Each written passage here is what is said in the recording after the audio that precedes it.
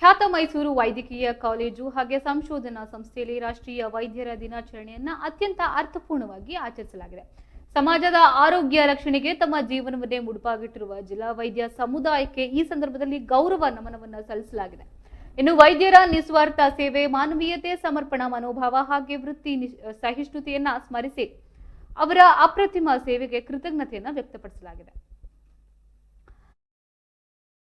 ಜೀವ ರಕ್ಷಿಸುತ್ತಿರುವ ವೈದ್ಯರ ಸೇವೆ ಸಮಾಜಕ್ಕೆ ಸದಾ ಸ್ಫೂರ್ತಿದಾಯಕ. ಇನ್ನು ಎಲ್ಲ ವೈದ್ಯರಿಗೂ ಕೂಡ ರಾಷ್ಟ್ರೀಯ ವೈದ್ಯರ ದಿನಾಚರಣೆಯ ಹಾರ್ದಿಕ ಶುಭಾಶಯಗಳು ಎಂದು ಆಡಳಿತ ಮಂಡಳಿ ಹಾಗೆ ಗಣ್ಯರು ಶುಭವನ್ನ ಹಾರೈಸಿದ್ದಾರೆ.